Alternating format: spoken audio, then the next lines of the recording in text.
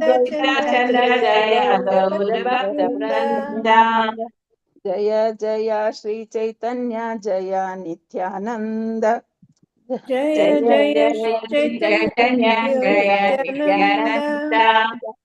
ಜಯ ಅದ್ವೈತ ಚಂದ್ರ ಜಯ ಗೌರ ಭಕ್ತ ವೃಂದ. ಜಯ ಅದ್ವೈತ ಚಂದ್ರ ಜಯ ಗೌರ ಭಕ್ತ ವೃಂದ.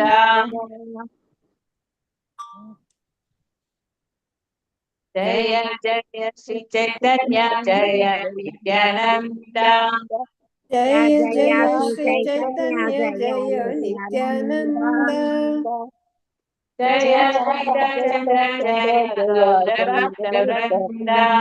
ಜಯ ಅದ್ವೈತ ಚಂದ್ರ ಜಯ ಗೌರ ಭಕ್ತ ವೃಂದ.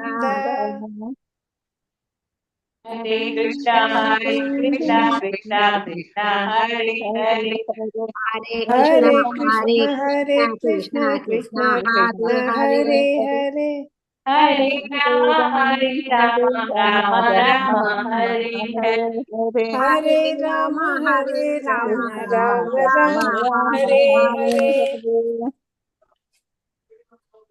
ಕೃಷ್ಣ. ಹರೇ ಕೃಷ್ಣ ಮಾತಾಜಿ, ಪ್ರಣಾಮಗಳು ಮಾತಾಜಿ. ಹರೇ ಕೃಷ್ಣ ಪ್ರಣಾಮ. ಮಾತಾಜಿ ನಂಗೆ ಲಿಂಕೇ ಕಳಿಸ್ಲಿಲ್ಲ ಮಾತಾಜಿ, ಅವ್ರು 3 ಗಂಟೆದು. ನಾಗವೇಣಿ ಮಾತಾಜಿ ಅದೇ ಮಾತಾಜಿ ಲಿಂಕೇ ಇಲ್ಲ ಮಾತಾಜಿ, ಕಳ್ಸಿಲ್ಲ. ನೀವು ಮೊನ್ನೆ ಎಲ್ಲ ಜಾಯ್ನ್ ಆಗಿದ್ರಲ್ಲ ಮಾತಾಜಿ? ಆಗಿಲ್ಲ ಮಾತಾಜಿ.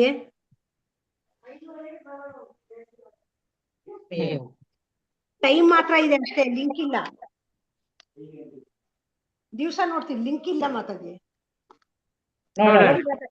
ಒಂದ್ಸಲ ನೋಡಿ ಮಾತಾಜಿ. ಎಷ್ಟನೇ ಶ್ಲೋಕ ಮಾತಾಜಿ? 276 ಮಾತಾಜಿ. 276.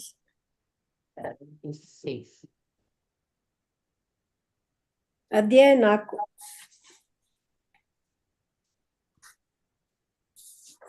ಕೃಷ್ಣ ಹರೇ ಕೃಷ್ಣ ಕೃಷ್ಣ ಕೃಷ್ಣ ಹರೇ ಹರೇ ಹರೇ ರಾಮ ರಾಮ ರಾಮ ಹರೇ ಹರೇ.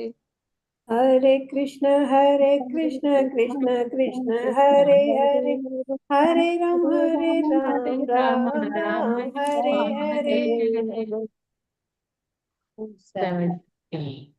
ಗೌರ ಗೌರ ಗೌರ ಹರಿ ಜೈ ಸಚ್ಚಿನಂದನ ಗೌರ ಹರಿ. ಬಂತಲ್ಲ? ಬಂತು ಮಾತಾಜಿ. ಓದ್ಲ ಮಾತಾಜಿ? ಓದಿ ಸ್ಟಾರ್ಟ್. 276. ಮದ್ಗಲಾಚರಣಂ ಕೃಷ್ಣ ಚೈತನ್ಯ ತತ್ವಲಕ್ಷಣಂ ಪ್ರಯೋಜನಂ ಛಾವತಾರೇ ಶ್ಲೋಕ ಷಟ್ಕೈರ್ನಿರೂಪಿತಂ. ಓದಿಸಿ ಮಾತಾಜಿ. ಮಂಗಳಾಚರಣಂ ಕೃಷ್ಣ ಚೈತನ್ಯ ತತ್ವಲಕ್ಷಣಂ ಪ್ರಯೋಜನಂ ಛಾವತಾರೇ ಶ್ಲೋಕ ಷಟ್ಕೈರ್ನಿರೂಪಿತಂ. ಓದಿ. ಯಾರು ಓದ್ತೀರಿ? ನಿನ್ನೆ ಓದದಿದ್ದವರು. ನಿನ್ನೆ ಎಲ್ಲಿ ತನಕ ಆಗಿದೆ ಮಾತಾಜಿ ಅಕ್ಷರ? ಅದೇ ಅಕ್ಷರ ಎಲ್ಲ ಅವ್ರವ್ರೆ ಓದಿದ್ರು. ಓದಕ್ ಸಿಕ್ಕಿಲ್ಲ ನೆನ್ನೆ ಮಾತಾಜಿ. ಯಾರೋ ಒಂದಿಬ್ರು ಓದ್ಲಿಲ್ಲ ಅಂದ್ರು ಅಷ್ಟೇ. ಎಲ್ಲಾರು ಮಾತಾಜಿ, ಅಂಬಿಕಾ ಮಾತಾಜಿ ಓದಿ. ಮಾತಾಜಿ ಶ್ಲೋಕ 276. ಮಜ್ಗಲಾಚರಣಂ ಕೃಷ್ಣ ಚೈತನ್ಯ ತತ್ವ ಲಕ್ಷಣಂ ಪ್ರಯೋಜನಂ ಚಾವತಾರೇ ಶ್ಲೋಕ ಪಟ್ಕೈರ್ ನಿರೂಪಿತಂ. ಮಜ್ಗಲಾರಣಂ ಶುಭವಾಗಲೆಂದು ಪ್ರಾರ್ಥಿಸುವುದು ಕೃಷ್ಣ ಚೈತನ್ಯ ಭಗವಾನ್ ಚೈತನ್ಯ ಮಹಾಪ್ರಭುಗಳ ತತ್ವಲಕ್ಷಣಂ ಸತ್ಯದ ಲಕ್ಷಣಗಳು, ಪ್ರಯೋಜನಂ ಅಗತ್ಯ, ಚ ಹಾಗೂ ಅವತಾರೆ ಅವರ ಅವತಾರದ ವಿಚಾರದಲ್ಲಿ ಶ್ಲೋಕ ಪದ್ಯಮಾಲಿಕೆ ಷಟ್ಕೈರ್ ಹರರ ನಿರೂಪಿತಂ ಪ್ರಸ್ತುತಪಡಿಸಿದೆ. ಅನುವಾದ: ಹೀಗೆ ಯಾವುದು ಭಗವಾನ್ ಚೈತನ್ಯರ ತತ್ವದ ಸಾರಭೂತ ಲಕ್ಷಣವೋ ಆ ಮಂಗಳಾಚರಣೆಯನ್ನು ಹಾಗೂ ಚೈತನ್ಯರು ಅವತರಿಸಿ ಬರಬೇಕಾದ್ದರ ಬರಬೇಕಾದ್ದರ ಅಗತ್ಯವನ್ನು 6 ಶ್ಲೋಕಗಳಲ್ಲಿ ಪ್ರಸ್ತುತಪಡಿಸಲಾಗಿದೆ. ಹರೇ ಕೃಷ್ಣ ಮಾತಾಜಿ. ಅನುವಾದ ಹೀಗೆ ಯಾವುದು ಭಗವಾನ್ ಚೈತನ್ಯರ ತತ್ವದ ಈ ಎಲ್ಲ ಸಾರಭೂತ ಲಕ್ಷಣವೋ ಆ ಮಂಗಳಾಚರಣೆಯನ್ನು ಈಗ ಚೈತನ್ಯರು ಅವತರಿಸಿ ಬರಬೇಕಾದ ಅಗತ್ಯವನ್ನು ಈ ಎಲ್ಲ 6 ಶ್ಲೋಕದಲ್ಲಿ ಪ್ರಸ್ತುತಪಡಿಸಲಾಗಿದೆ ಅಂತ ಇಲ್ಲಿ ಹೇಳ್ತಾರೆ ಕವಿರಾಜ ಗೋಸ್ವಾಮಿಯವರು. ಶ್ಲೋಕ 277. ಶ್ರೀ ರೂಪ ರಘುನಾಥ ಪದೇ ಯಾರ ಆಶಾ ಚೈತನ್ಯ ಚರಿತಾಮೃತ ಕಹೇ ಕೃಷ್ಣದಾಸ. ಶ್ರೀ ರೂಪ ರಘುನಾಥ ಪದೇ ಯಾರ ಆಶಾ ಶ್ರೀ ರೂಪ ರಘುನಾಥ ಪದೇ ಯಾರ ಆಶಾ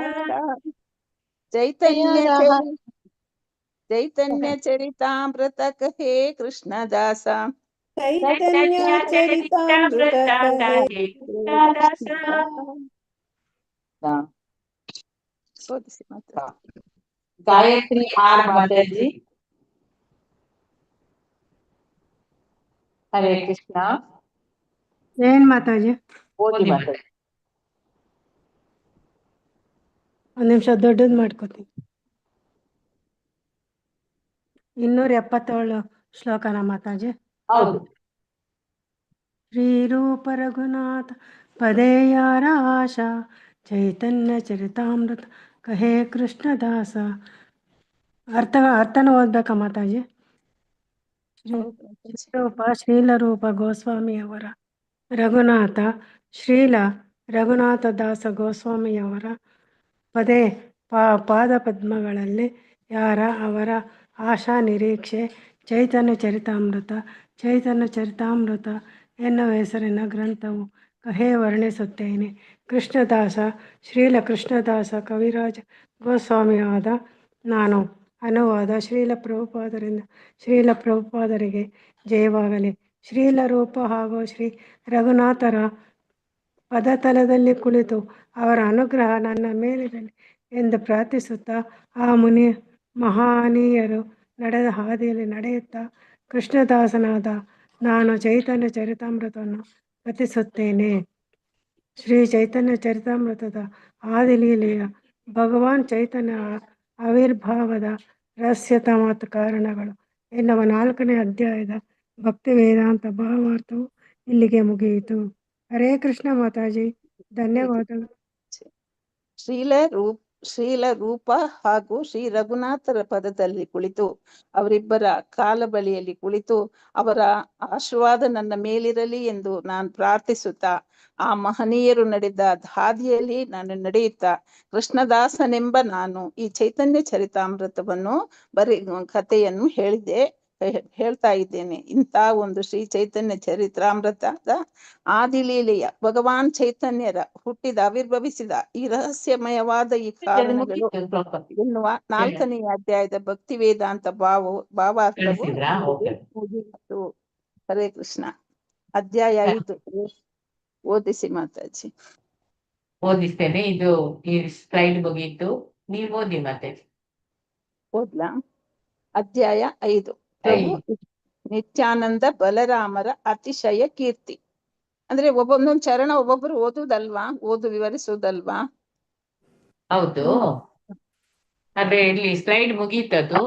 ಓದ್ಲ ಮಾತಾಜಿ? ಬುಕ್ ಇದೆ ಅಲ್ಲ, ಸ್ಲೈಡ್ ಅವರದ್ದು ಇದು ಓದಿದ್ರ ಅವರು ಶ್ಲೋಕ ಶ್ಲೋಕ ಇಲ್ಲ, ಅದು ಶ್ಲೋಕ ಇಲ್ಲ. ಓಕೆ, ಇದನ್ನು ಓದಿ ಮಾತಾಜಿ. ಈಗ ಓಪನ್ ಮಾಡ್ತೇನೆ. ಓಕೆ. ಅಧ್ಯಾಯ 5. ಪ್ರಭು ನಿತ್ಯಾನಂದ ಬಲರಾಮರ ಅತಿಶಯ ಕೀರ್ತಿ. ಶ್ರೀ ನಿತ್ಯಾನಂದ ಪ್ರಭುಗಳ ವಿಶಿಷ್ಟ ಸ್ವಭಾವವನ್ನು ಅತಿಶಯ ಕೀರ್ತಿಯನ್ನು ವರ್ಣಿಸಲು ಈ ಅಧ್ಯಾಯವು ಮುಖ್ಯ ಮುಡಿಪಾಗಿದೆ. ಪ್ರಭು ಶ್ರೀಕೃಷ್ಣನು ದೇವೋತ್ತಮ ಪರಮ ಪುರುಷ. ಲೀಲಾ ವಿನೋದಕ್ಕೆ ಅವನು ಮಾಡಿದ ಪ್ರಥಮ ವಿಸ್ತರಣೆ ಎಂದರೆ ಶ್ರೀ ಬಲರಾಮ. ಈ ಐಹಿಕ ಪ್ರಪಂಚದ ಪರಿಮಿತಿಯ ಆಚೆಗಿರುವುದು ಪರವ್ಯೋಮ ಎಂಬ ಆಧ್ಯಾತ್ಮಿಕ ಆಕಾಶ. ಅದರಲ್ಲಿ ಅನೇಕ ಆಧ್ಯಾತ್ಮಿಕ ಲೋಕಗಳಿವೆ. ಅದರಲ್ಲಿ ಶ್ರೇಷ್ಠವಾದುದನ್ನು ಕೃಷ್ಣ ಲೋಕ ಎಂದು ಕರೆಯುತ್ತಾರೆ. ಕೃಷ್ಣನ ಆವಾಸ ಸ್ಥಾನವಾದ ಕೃಷ್ಣ ಲೋಕದಲ್ಲಿ 3 ವಿಭಾಗಗಳಿವೆ. ಅವುಗಳನ್ನು ದ್ವಾರಕ, ಮಥುರಾ ಮತ್ತು ಗೋಕುಲ ಎಂದು ಕರೆಯುತ್ತಾರೆ. ಈ ಆವಾಸ ಸ್ಥಾನದಲ್ಲಿ ದೇವೋತ್ತಮ ಪುರುಷನು ಕೃಷ್ಣ, ಬಲರಾಮ, ಪ್ರದ್ಯುಮ್ನ, ಲೋಕೋತ್ತರ ಮನ್ಮಥ ಮತ್ತು ಅನಿರುದ್ಧ ಎಂದು 4 ಸ್ವಾಂಶ ಭಾಗಗಳಾಗಿ ತನ್ನನ್ನು ತಾನೇ ವಿಸ್ತರಿಸಿಕೊಳ್ಳುತ್ತಾನೆ. ಇವರು ಮೂಲ 4 ರೂಪಗಳೆಂದು ಪ್ರಸಿದ್ಧರಾಗಿದ್ದಾರೆ. ಕೃಷ್ಣ ಲೋಕದಲ್ಲಿ ಶ್ವೇತದ್ವೀಪ ಅಥವಾ ವೃಂದಾವನ ಎಂದು ಪ್ರಸಿದ್ಧವಾದ ಲೋಕೋತ್ತರವಾದ ಪ್ರದೇಶ ಹೊಂದಿದೆ. ಪರವ್ಯೋಮದಲ್ಲಿರುವ ಕೃಷ್ಣ ಲೋಕದ ಕೆಳಭಾಗದಲ್ಲಿ ವೈಕುಂಠ ಲೋಕಗಳಿವೆ. 4 ವ್ಯಕ್ತ ರೂಪಗಳಲ್ಲಿ ಮೊದಲನೆಯದರಿಂದ ವಿಸ್ತರಣೆಯಾದ ಒಬ್ಬ ಚತುರ್ಭುಜ ನಾರಾಯಣನು ಪ್ರತಿಯೊಂದು ವೈಕುಂಠ ಲೋಕದಲ್ಲೂ ಇರುತ್ತಾನೆ. ಕೃಷ್ಣ ಲೋಕದಲ್ಲಿ ಶ್ರೀ ಬಲರಾಮನೆಂದು ಪ್ರಸಿದ್ಧನಾದ ದೇವೋತ್ತಮ ಪುರುಷನು ಮೂಲ ಸಂಕರ್ಷಣನಾಗಿದ್ದಾನೆ, ಆಕರ್ಷಕ ವಿಗ್ರಹ. ಈ ಸಂಕರ್ಷಣನಿಂದ ಮತ್ತೊಬ್ಬ ಸಂಕರ್ಷಣ ವಿಸ್ತರಣೆಗೊಂಡಿದ್ದಾನೆ. ಇವನಿಗೆ ಮಹಾ ಸಂಕರ್ಷಣ ಎಂದು ಹೆಸರು. ಅವನು ವೈಕುಂಠ ಲೋಕಗಳಲ್ಲಿ ಒಂದರಲ್ಲಿ ನೆಲೆಸಿರುತ್ತಾನೆ. ಮಹಾ ಸಂಕರ್ಷಣನು ತನ್ನ ಆಂತರಿಕ ಶಕ್ತಿಯಿಂದಾಗಿ ಪರವ್ಯೋಮದಲ್ಲಿರುವ ಎಲ್ಲ ಲೋಕಗಳ ಆಧ್ಯಾತ್ಮಿಕ ಅಸ್ತಿತ್ವವನ್ನು ಪಾಲಿಸುತ್ತಾನೆ. ಇಲ್ಲಿರುವ ಎಲ್ಲ ಜೀವಿಗಳು ಶಾಶ್ವತ ಮುಕ್ತಾತ್ಮರು. ಐಹಿಕ ಶಕ್ತಿಯ ಪ್ರಭಾವವು ತನ್ನ ಅನುಪಸ್ಥಿತಿಯಿಂದಲೇ ಇಲ್ಲಿ ಸುವ್ಯಕ್ತ. ಆ ಲೋಕಗಳಲ್ಲಿ 4 ವ್ಯಕ್ತ ರೂಪಗಳಲ್ಲಿನ 2ನೆಯ ರೂಪವು ಅಸ್ತಿತ್ವದಲ್ಲಿದೆ. ಹರೇ ಕೃಷ್ಣ ಮಾತಾಜಿ. ಚಿತ್ರಮೋಹಿನಿ ಮಾತಾಜಿ ಓದಿ. ಚಿತ್ರಮೋಹಿನಿ ಮಾತಾಜಿ. ಹರೇ ಕೃಷ್ಣ. ಓದ್ತೇನೆ 1 ನಿಮಿಷ ಮಾತಾಜಿ. ದೊಡ್ಡದು ಮಾಡ್ಕೋತಾ ಇದ್ದೀನಿ. 1 ನಿಮಿಷ ಮಾತಾಜಿ. ವೈಕುಂಠ ಲೋಕಗಳ ಅಲ್ವಾ ಮಾತಾಜಿ? ಅಲ್ಲಿಂದನಾ? ಹೌದೌದು. ಹರೇ ಕೃಷ್ಣ.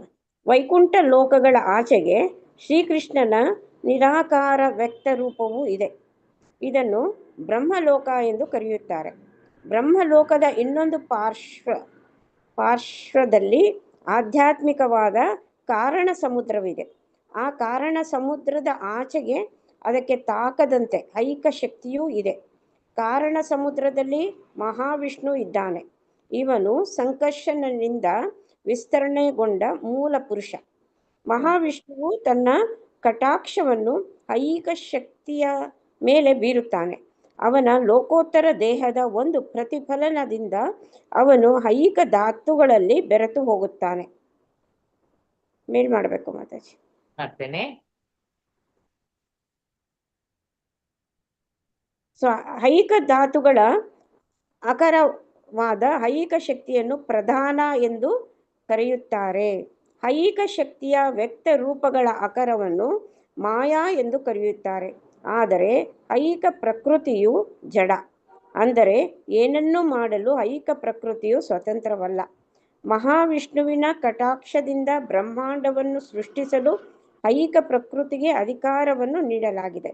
ಆದ್ದರಿಂದ ಐಕ ಶಕ್ತಿಯು ಐಕ ಪ್ರಕಟ ರೂಪದ ಮೂಲ ಕಾರಣವಲ್ಲ.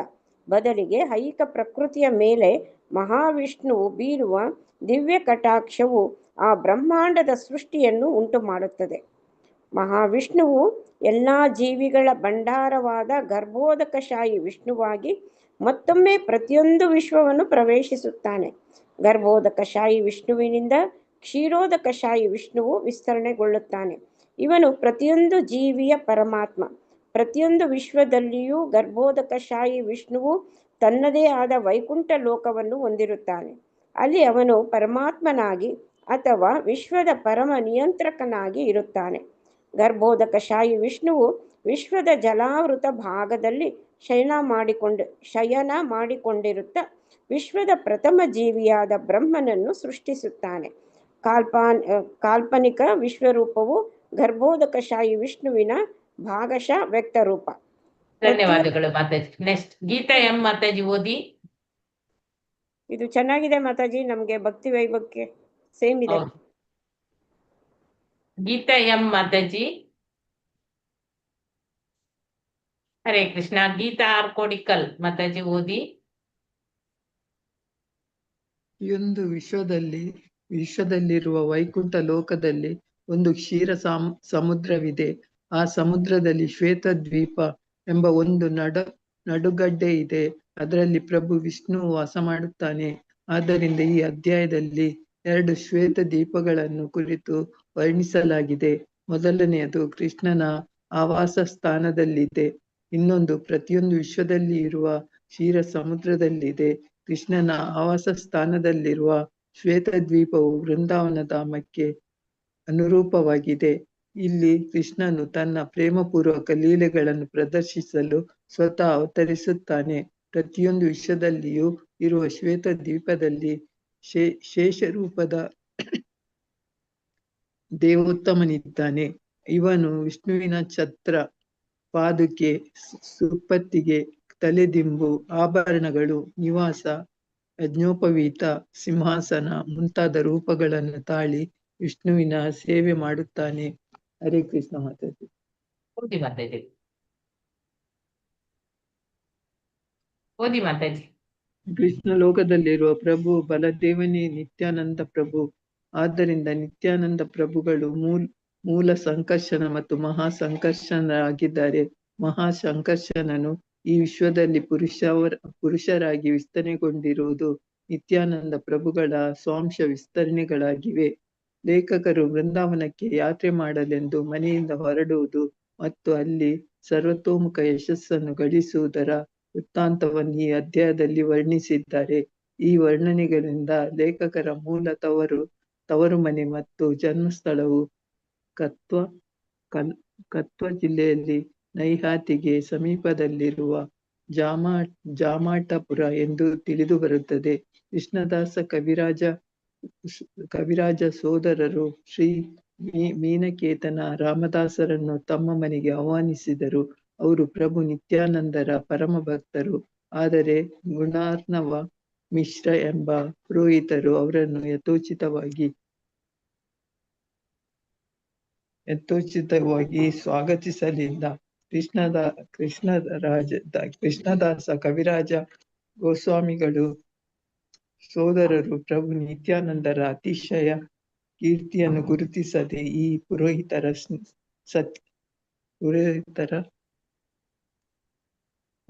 ಅದು ಕಾಣುವುದಿಲ್ಲ ಮಾತಾಜಿ, ಪಕ್ಷವನ್ನೇ ವಹಿಸಿದರು. ಆದ್ದರಿಂದ ರಾಮದಾಸರಿಗೆ ವ್ಯಥೆಯಾಯಿತು. ಅವರು ತಮ್ಮ ಕೊಳಲನ್ನು ಮುರಿದು ಹಾಕಿ ಅಲ್ಲಿಂದ ಹೊರಟು ಹೋದರು.